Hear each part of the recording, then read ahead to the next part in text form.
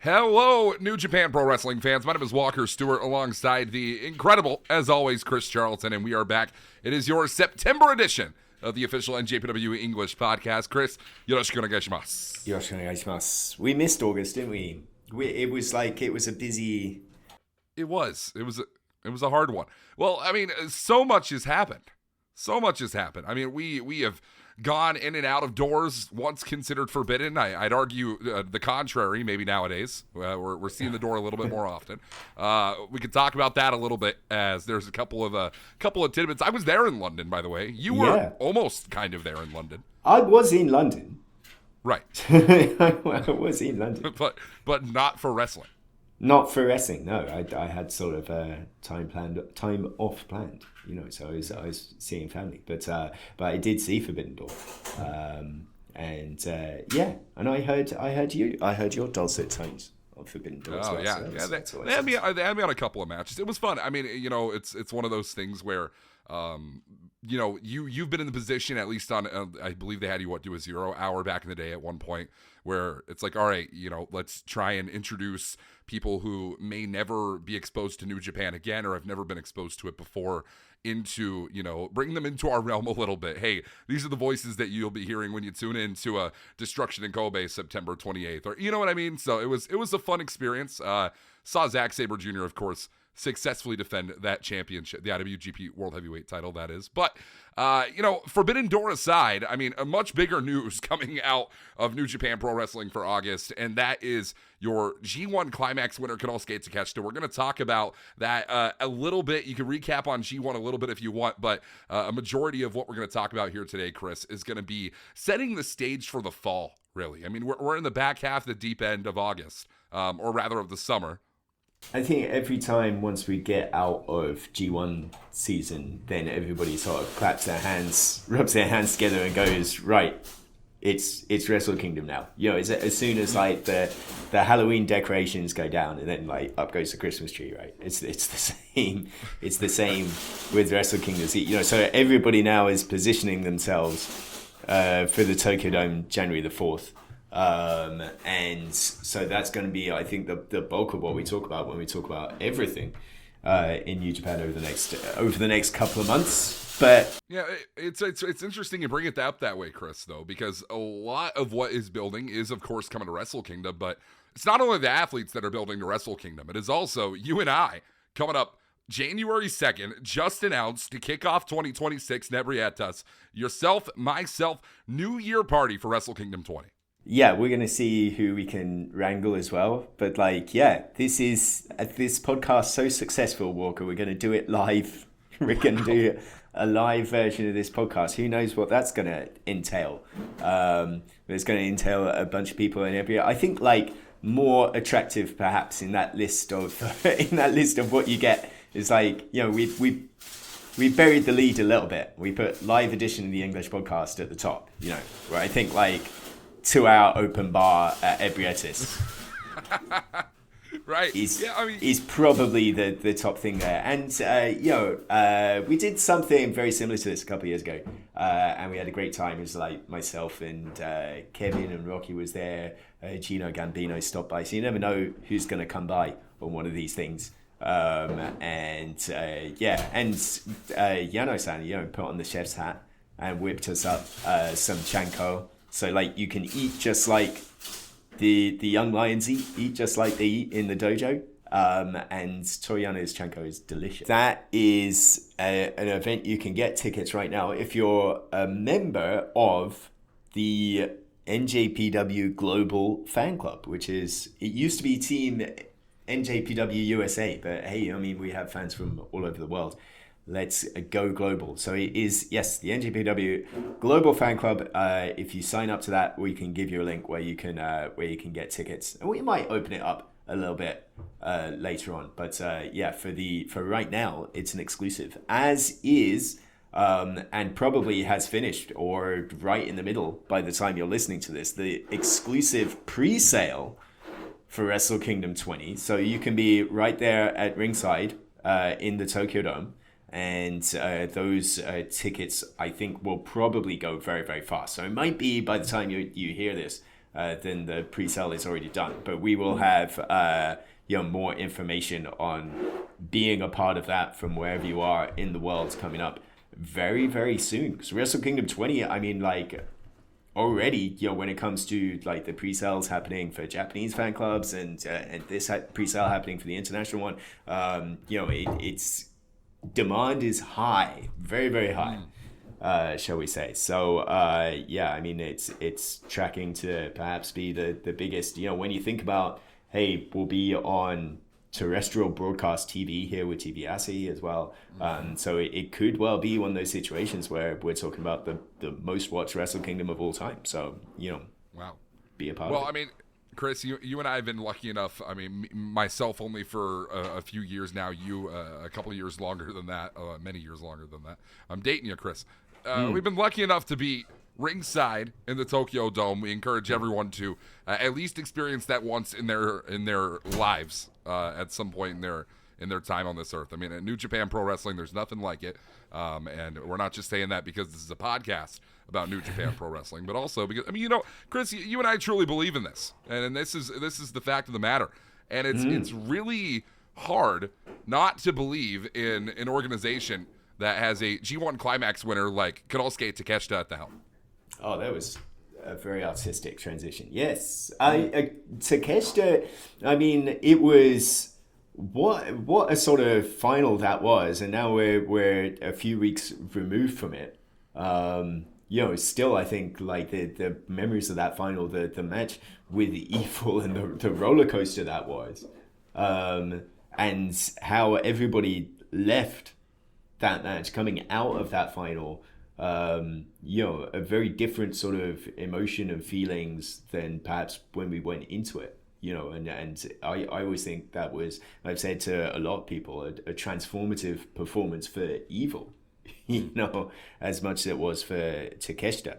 But Konosuke Takeshita, the G1 winner, and in that position now where he'll be challenging for the world title, world champion, whoever that may be, coming up, October 13th, October 14th in Ryogoku, King of Pro Wrestling.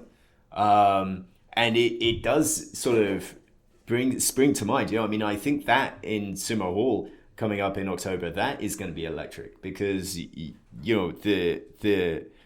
reception, the atmosphere of the crowd in that venue is going to be very, very interesting. Right. And especially to know, like, the stakes going into that match could change drastically one way or the other. Not for Konosuke Takeshita, but rather knowing that, about 2 weeks, 14 days prior to Takeshita's challenge, and we're getting ahead a little bit here. We'll touch on it a little bit further later on down the line, but Zack Sabre Jr., Ren Narita going to set up for whoever the challenger will be, or the champion will be, rather, heading into that October 13th Takeshita matchup. So, I mean, there's still so much that's up in the air about New Japan Pro Wrestling right now when it comes to who is going to be leading the charge heading into Tokyo Dome season. I think that's something that we definitely got a huge taste of last year. Zack Sabre Jr. cashing in that G1 Climax opportunity for the world title, winning the title from Tetsuya Naito back at King of Pro Wrestling in Ryogoku to kick off into the Tokyo Dome season. And we very well may be looking at a very similar situation coming up on October 13th, 2025. But for now, I mean, before we get to October, we got to get through September. And boy, oh boy, we are barely into the month of September, Chris. We're going to be coming right off the back end by the time this episode is released of Yuji Nagata's Blue Justice event. It's going to take us right into the road to destruction, and it is going to be a very interesting road indeed. Junior heavyweight title action, junior tag title action, a very strange Battle Line Hokkaido main event of six-man survival, as it is phrased on the New Japan Pro Wrestling website. We have a lot to break down here today. Yeah, and I think that the next thing that people will be looking forward to by the time this episode comes out will be Korakuen Hall, right? September 13th. Well, before that, you've got like the Shinnichi Champion pay-per-view. So that is full of wildness, like the variety TV show that we have on NJPW World as well. And so that's going to be a lot of carnage and kind of one of those wild, quote unquote, non-canon events that you can only get on pay-per-view on NJPW World. So that's going to be an interesting one to check out. And then September 13th, we're really sort of getting into the road to destruction. And even that starts with something strange with that Never Six-Man Championship match, right? Where you have, Ryusuke Taguchi gets a pin on Yo, right? In the G1 finals. And it's like, well, I can challenge for these Never Six-Man titles now. And El Desperado is my partner. And Despe is like, maybe not. And Hiroshi Tanahashi into that mix as well. So then you have this six-man title match, which I think really gets back to the spirit of what the Never Six-Man Championships should be. Right. And I think have been at their best, where rather than the sort of House of Torture, Reign of Terror of never defending those titles, here we have really championships that can be defended at any time against anyone. It's an open weight situation, so you can really have these kind of teams that you didn't think would be possible ordinarily, and here we have just on a Korakuen Hall main event, what should be a really, really fun time. And then they're going to turn that around. That same team of Taguchi, Tanahashi, and Desperado will be in that six-man tag team match in Nobori Betsu a couple of days later. So they could be the champions by then. Right. And, it's a really interesting situation coming into that one. And, the question to be posed maybe at some point. It's only 2 days down the line, 48 hours after this championship matchup. We head right into what we are calling six-man survival in our main event. Only a 5-match card, but in reality, not exactly, because we go from a 6-man tag team match for the first fall, a second fall turning into a 2 versus 2 tag team match, third fall turning into a singles matchup in our main event. Yeah, and all under the Tanahashi Final Road thing. So it's Team Tanahashi versus Team Yano. So I do think it would be gloriously funny if they did the 6-man tag, the tag team match, and then should the third fall be needed, they nominate who's it going to be in the last singles match. Let's do Makabe versus Taguchi. Right. At a certain point, and this is something that you might have seen a style of matchup like this in certain lucha libre promotions, in earlier days of professional wrestling. I know that matches like this happen nowadays in different parts of the world, but very much a first for me, at least here in New Japan, to be able to call something like this. This is going to be one of those events that is video on demand, English coverage only, but it will be posted right and ready coming up very, very soon, that main event. And you got the Nobori Betsu Rambo as well. So if you remember poignantly last year, it was the Onsen Nobori Betsu Rambo. So it was for that Onsen ticket. And what's on the line here, Chris? Well, there's sponsorship from the local agriculture, I think, the farming. Yeah, there's that. They're putting the promotional oomph behind this one. So I don't know. Maybe you could win a plot of land or something. I don't know. This went from being a bit to a really nice gesture. Yeah. We might be saving the trees. Knows? We could. Nobody knows who's in this thing. How many people are in this thing? There's an increase in bear activity all the way across Nobori Betsu. So who knows? Might not even be human. Going Andre's a giant panda. Yeah, well, there you are. Yeah, right. Who knows? Sakuraba last year as well. Exactly, yeah. So all of this, when you think about, it isn't a Toriano produce show, but because Toriano is the sightseeing ambassador for Nobori Betsu, and Nobori Betsu is so closely tied to Toriano, then I think there is a Yano-ish flavor to every time we're up there in Nobori Betsu. So I think one never knows what to expect. But I think, then we go around, it'll be, most of these would be non-televised live events. But I believe something like 7 events across 9 days or something. It's a very, very intense schedule up north.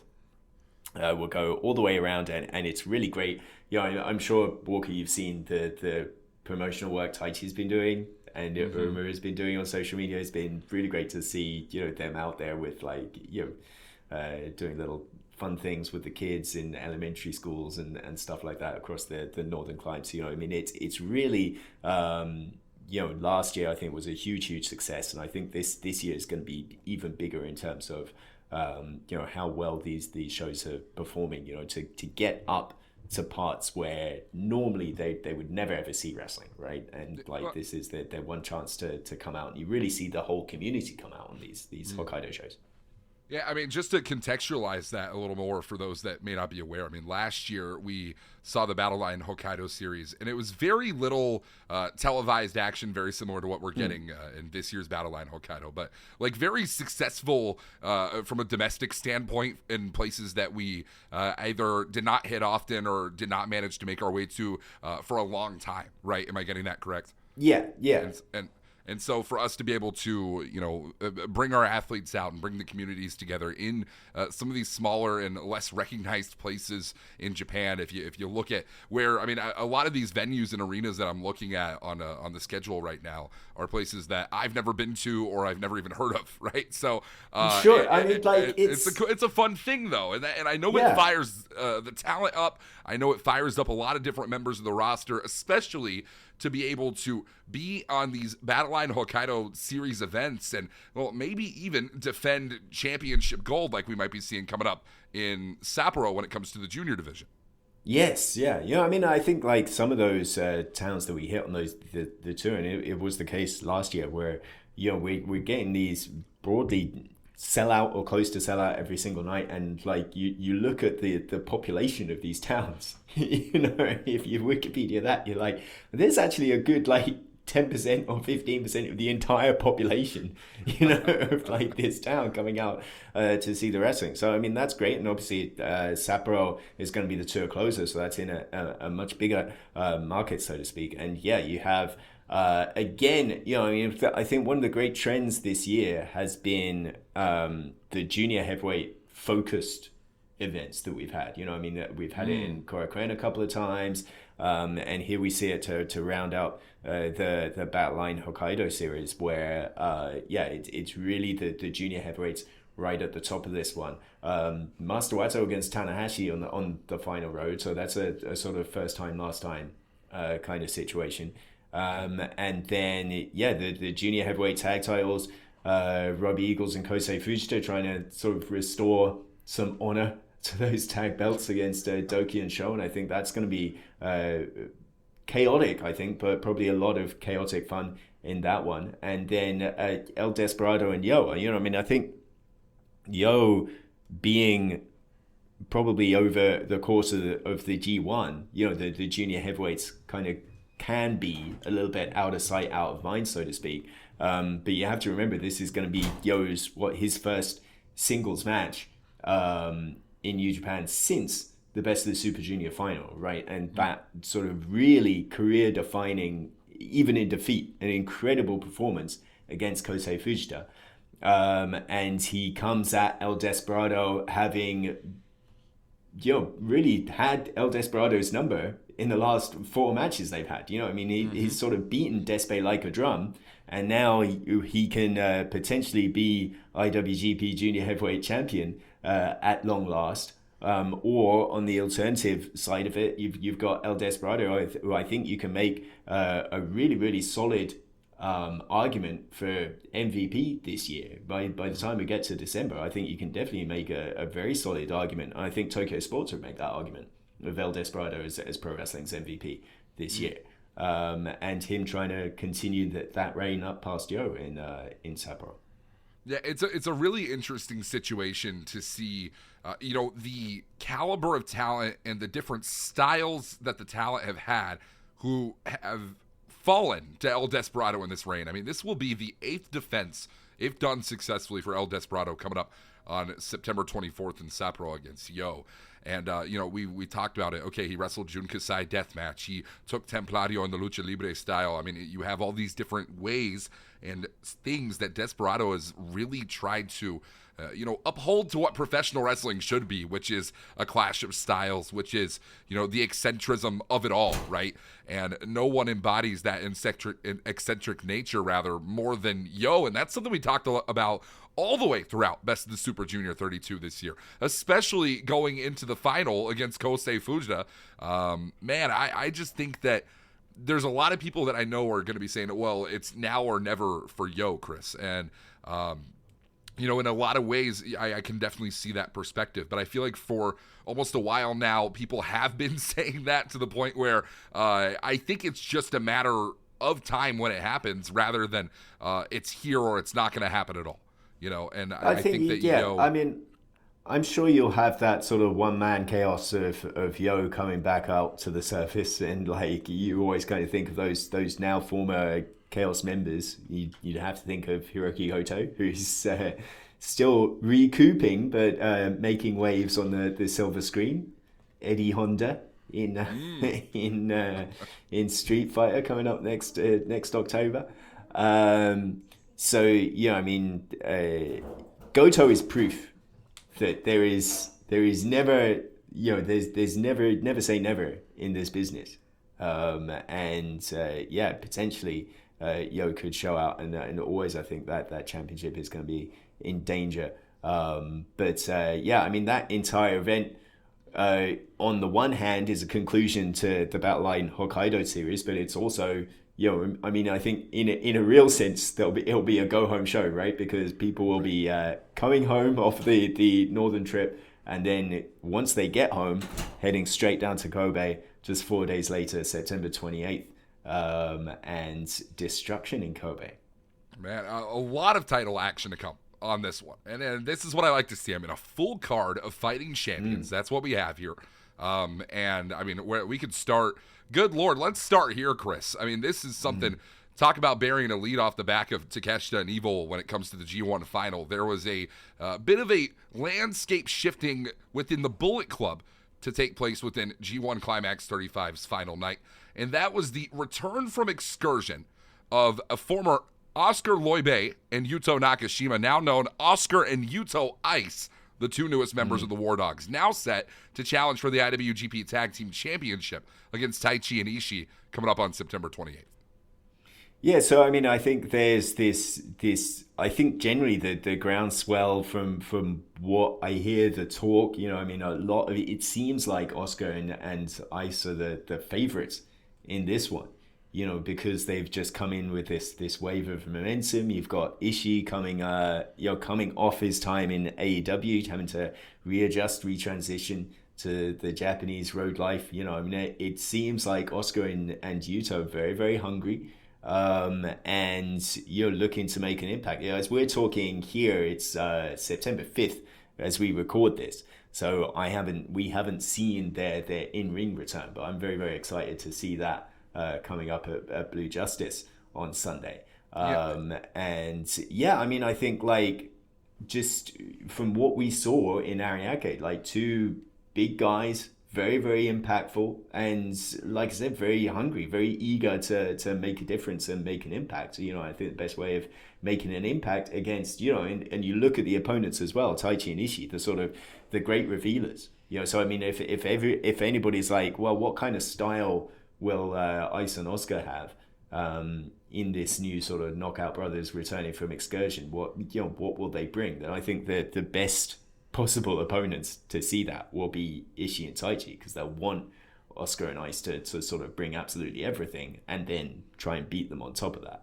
I think out of that whole card, there's a lot of matches to dig your teeth into, but I think that's a sleeper of something that could steal the show in Kobe.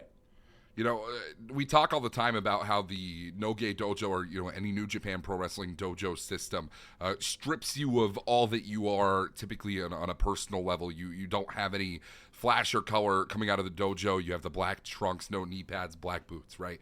And it's to keep you focused on the fundamentals, keep you focused on the basics, and put everyone on an even playing field. And I have to ask you, when you saw Yuto Nakashima in the black trunks, could you have imagined that this Yuto Ice was what was inside of him all along, or do you think that that's something from your early vision of what we've seen, just the attack that took place on Taichi and Kojima and Takamichinoku even, I believe, or the post-match comments. I mean, a lot of confidence in Yuto Ice and Oscar both. I mean, a great physical transformation that we've seen out of both of them since we sent them off on excursion back at New Year Dash in 2024.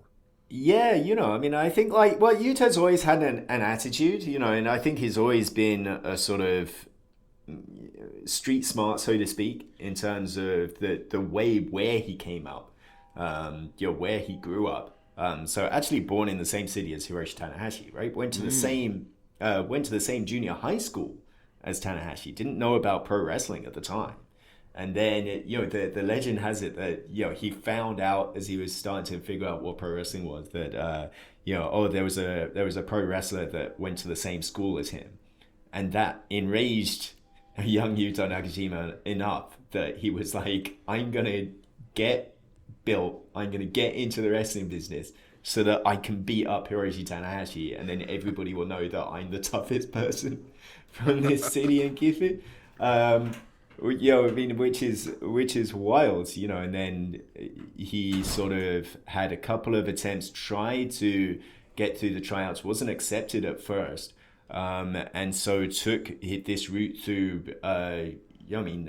underground bare knuckle fighting. I mean, he went through the sort of, when we talk about Goto as E Honda, but here we go, a real street fighter. And then from there, going into his time in the New Zealand dojo. So he has a very sort of unique background, and certainly that has shaped the attitude. I was surprised at the bling on Yuto Ice, and then found out that diamond necklace he has around his neck, $10,000, by the way, Walker. Oh, so, good Lord! Yeah, you gotta be mindful of anything of anybody getting their hands on Ice's property. But I mean, it's been a real incredible transformation. And then you have Oscar, like, what a heater, right? Like, what this impactful, massive guy, man, that tombstone he did at the G1 final, really, really something. So yeah, I'm really, really excited. Whenever I saw those two, I thought they always made this great combination. Oscar had like just a big imposing dude in there in the ring, and then Yuto, who has I think we spoke about it, because I think you wound up calling maybe their last few Young Lion matches for us, and I think when we were talking about it at the time, very much a sort of Shinya Hashimoto vibe I would get from Yuto in terms of his build, in terms of his physicality, and it's going to be a physical one, and I think that's what everybody likes to see, is a really sort of bruising, hard-hitting matchup in Kobe. So yeah, that's definitely exciting.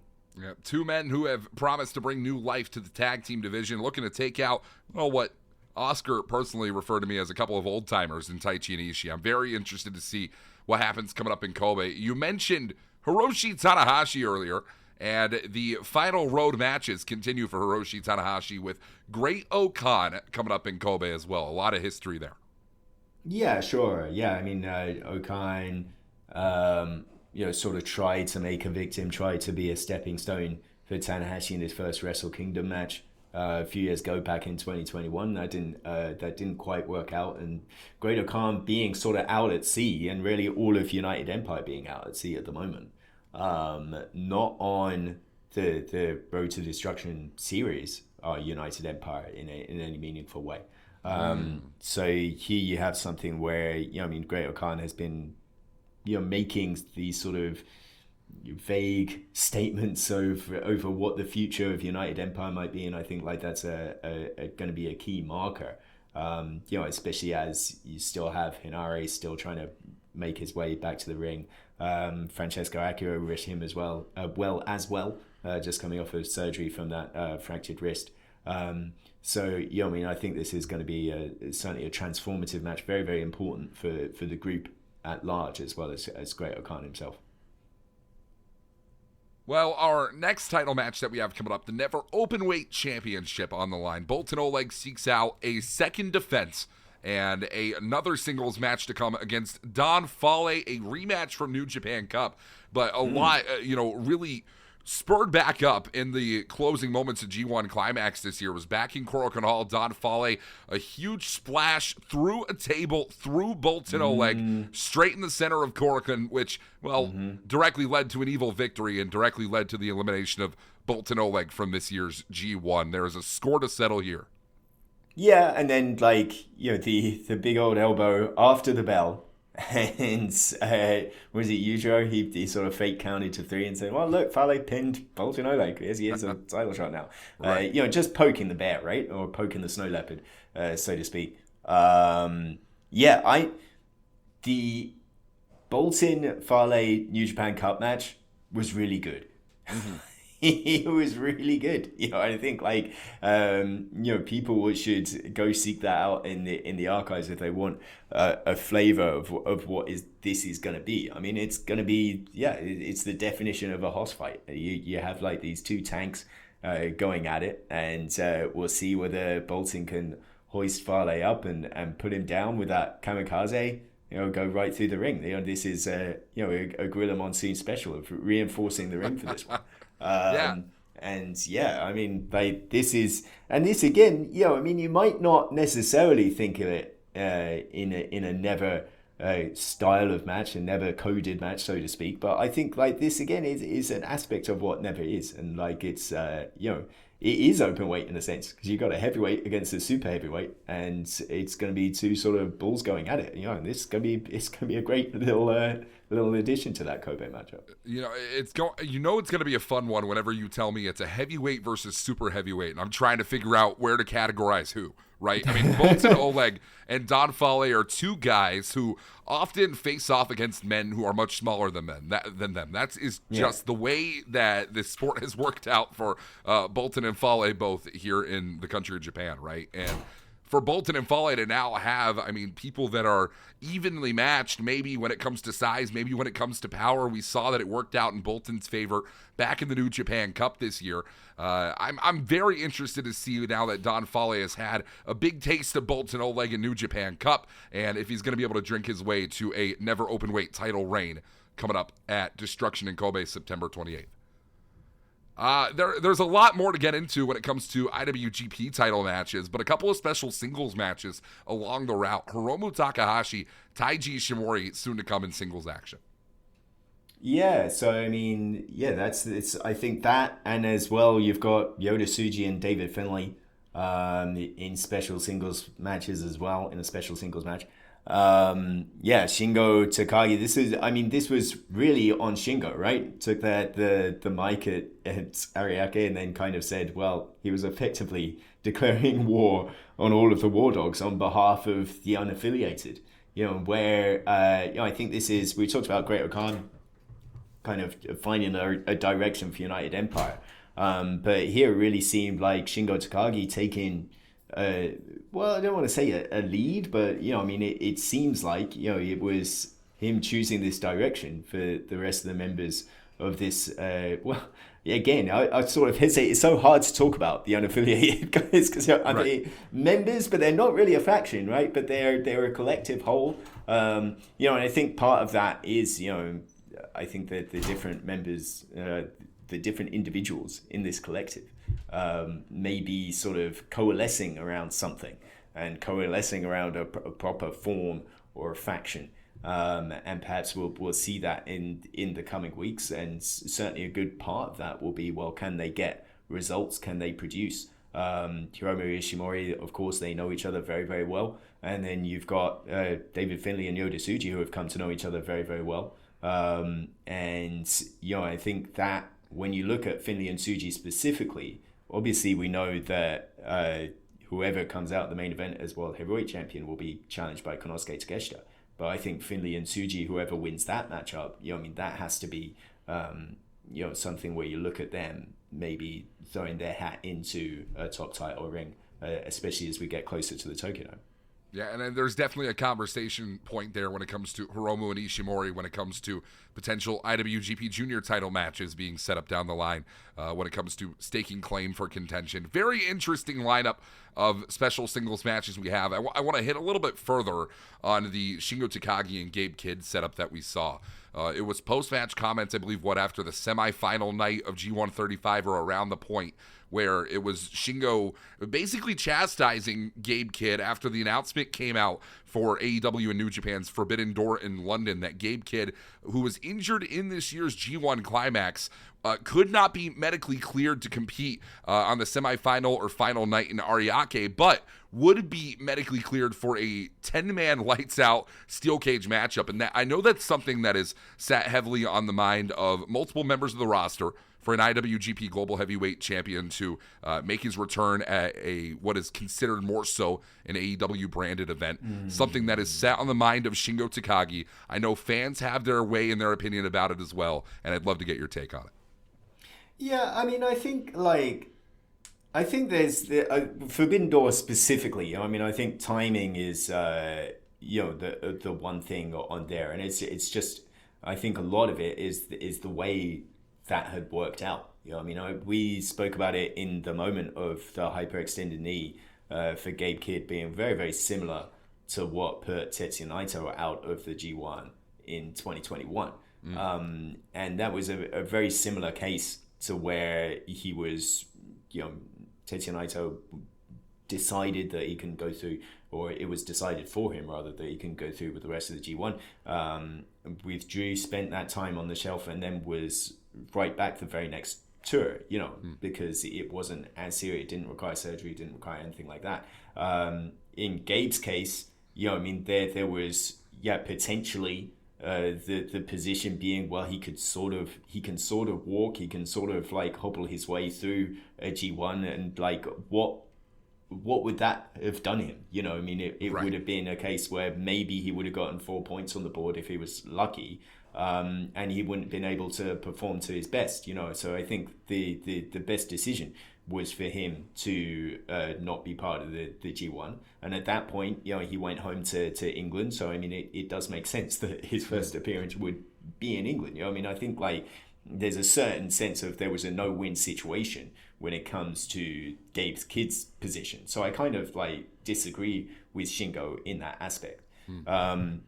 But I do think, I think there is the controversy around, and the sort of opinion that perhaps Gabe Kid talking about out of both sides of his mouth over the course of this year, when it comes to being part of AEW events but aligned with the Death Riders, so in a very anti-AEW stance, so to speak, and yet, being a part, essentially not being a part of the AEW roster, so to speak, but certainly inserting himself into those fights. I think there's, what was interesting as well about it is that as that controversy sort of built, he had that Yoda Tsuji match in Dominion, if you remember, right? Mm-hmm. And where he won the global championship, and the went into the press conference before that by quoting the famous speech of the man in the arena, right? In terms of the critic is not the man from afar, but the critic is the man with dirt on his face and blood coming down of his nose that is fought in the arena himself. I think those were very pointed words from Gabe Kid in that sense, not necessarily addressing what he has done, but rather the reaction to it. But brother, like Shingo Takagi is the man in the arena. Shingo Right. is the man in the arena. So like, if anybody is qualified to call Gabe Kid out in that respect, it certainly is Shingo Takagi. And here we have this position where you have two guys that perhaps like to talk, but they like to fight even more. So I think that makes this an awful lot more heated, and I kind of think, as someone who has been who went to Forbidden Door yourself, Walker, and I wanted to get your take on this. When I spoke to Gabe before the G1, he was very sort of eager to not appear comfortable with his global championship win, and he said to me at the time, I want to get back to the basics, and I want to get back to this pure violence and hatred kind of form of Gabe Kid. And obviously that G1 campaign didn't work out the way that he had planned. But I see here with Gabe in recent weeks, and like with Gabe calling out Darby Allin as we saw recently at Collision, I think we are seeing a flashback to the quote unquote old Gabe Kid. But is that beneficial to Gabe Kid? Because here we have a flashback to the Gabe Kid that's disorganized, that's maybe unfocused, that's maybe picking fights wherever he can fight because he just enjoys the violence, he enjoys the thrill of it. But is that someone that can produce results? Where it seemed like the Gabe Kid that was more singular focus coming out of the Tokyo Dome was much more perhaps effective against a Yoda Tsuji than maybe Gabe might be against a Shingo Takagi and Kobe. Yeah, I think all of that is just, I think that's great analysis, Chris. And, as someone who was there in the building in London, I can tell you, first and foremost, I had a brief conversation with Gabe earlier on before he and the Death Riders and the Young Bucks had started their game planning in the O2 Arena for that lights out steel cage match. I know Gabe Kid let out a lot of frustration and anger for not being able to compete in this year's G1 fully the way that he had intended due to that injury. A lot of that frustration was put in on his opponents, specifically on Darby Allin, as you remember, and as Image just mentioned, that call out recently on Collision. But let's not pretend that knee is still not at least somewhat bothering Gabe, and there were points throughout that match that we saw Gabe limping around ringside for a good reason, and just the brutality of that match was sheer in every single way. So that being said, I'd really argue Gabe Kid, still competing on AEW television as we speak. I'm very intrigued to see if he walks in even at 100%, and you're walking in against a man who, yes, Gabe has faced before, but Shingo Takagi is a guy that you can't afford to go in less than 100% on, right? I mean, especially knowing just how passionate Takagi seems to feel about how that IWGP Gold, how Gabe should have represented in Ariake Arena despite the circumstances. It's going to be a very interesting matchup coming up for the IWGP Global Heavyweight title, Chris, but the IWGP World Heavyweight Championship set for our main event. It is a rematch from night one of G1 35. Zack Sabre Jr. defending against Ren Narita. Yeah, I mean, I think we've touched on, okay, what's the direction coming forward for United Empire? What's the direction for the War Dogs? And then here we have this, which is a real, what's the direction of House of Torture? Where does that fall in line? I think it's very interesting that the Evil has been really taking a back seat throughout this tour, despite being the G1 finalist, right? Very often, like in these undercard tags, he's teaming with Don Fale, really playing the support role for Fale ahead of that Boltin Oleg match. It almost makes me think, has Evil been perhaps humbled a little bit? Is he reconsidering his position? Is he reconsidering the way that he wrestles? Did some of those chants get in Evil's ear? And in that case, how does that reflect on Ren Narita, who was sort of part of the cavalcade of people that tried to help Evil in the early goings of that matchup, and then was very soundly taken to task? I'm interested to see how Ren Narita approaches this match on a lot of levels, as part of House of Torture and as himself.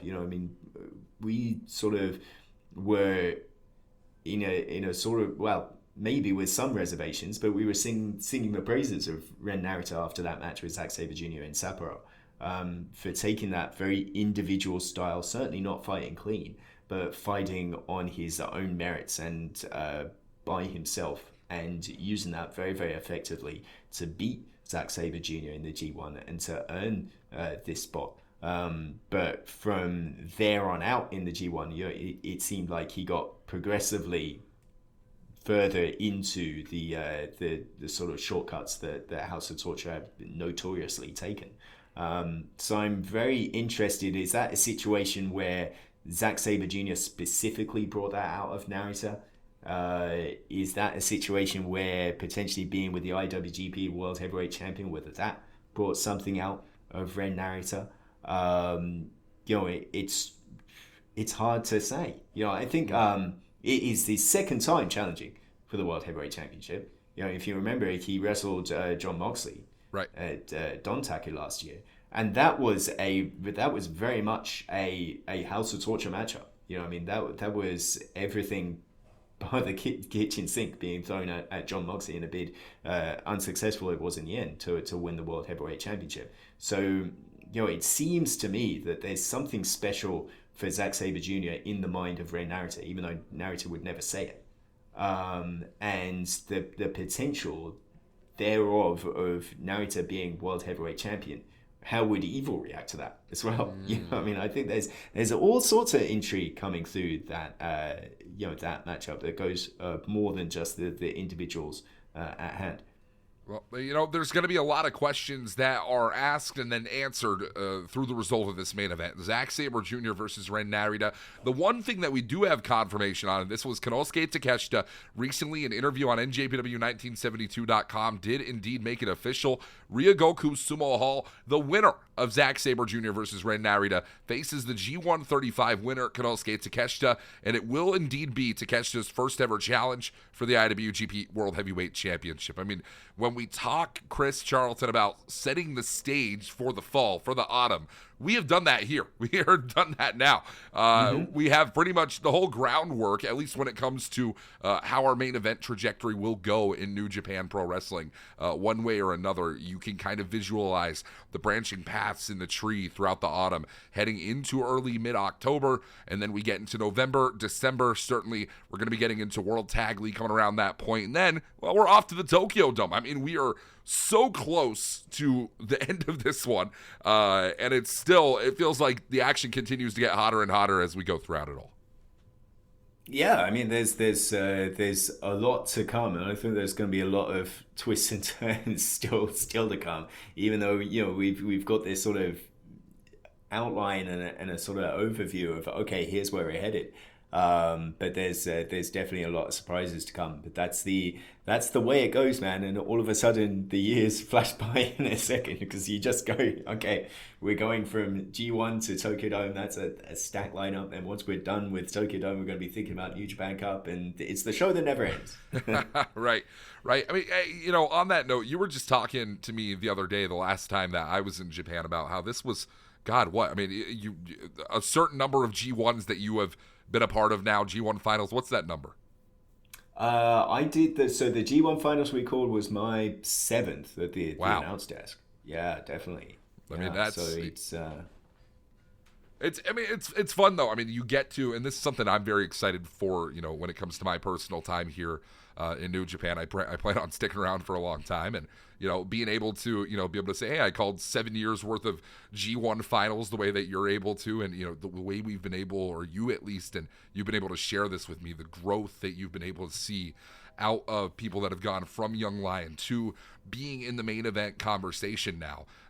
It's really impressive, and I'm really excited for the future. I just think there's so much optimism and positivity. I feel it within the staff. You can feel it within a lot of the athletes on the roster as well, and I just think New Japan Pro Wrestling is only getting hotter from here going into 2026, Chris. Well, yeah, that's what we said when we brought you in, man. Like, you're probably the only person on the current sort of on the current staff plus wrestler lineup. It's probably you, maybe Daiki Nakai. We'll see how long he goes, that can be a part of the 100th anniversary event. Right. You know what I mean? Yeah. I'll be long gone by then, but you could be there.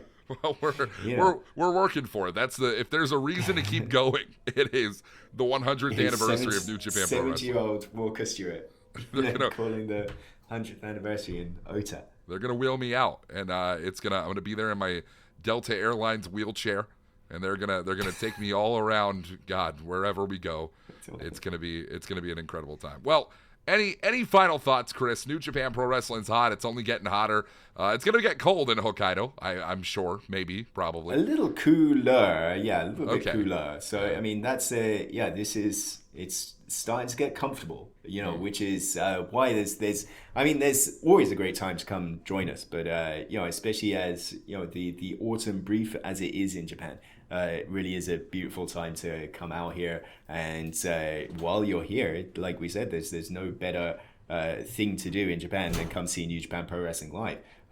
So obviously the Tokyo Dome pre-sale is happening or has finished, but we will have general on-sale information for you very, very soon for you to buy tickets wherever you are all around the world. And apart from that, like if you can't be here for the Tokyo Dome, but you have another trip planned here in Japan, just go to njpw1972.com. There's a banner at the top of the screen that says buy tickets for Japan events in English, and you can be a part of the action in Korakuen Hall. Apart from that, obviously, we understand if you can't, it's quite an undertaking to fly all the way out to Japan if you don't live in Japan, but fortunately for that, we have NJPW World for you. So wherever you are, you can be there. And we will continue to be there.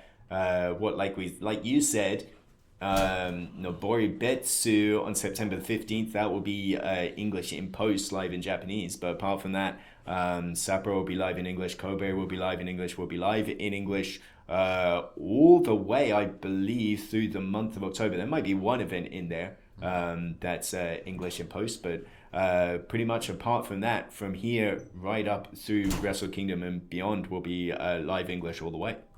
Yeah, it's never been a better time. It's never been an easier time either to be a fan of New Japan Pro Wrestling as an English speaker or an international fan. I just went and did an independent event, Chris, last week in Austin, Texas, in a really small venue, real intimate crowd, real fun environment. And sometimes I go to these places, I'm like, none of these people would know New Japan Pro Wrestling, and I want to spread the good word. I want to spread the gospel. And I had a fan come up to me and ask me how to get tickets for the September 13th show in Korakuen.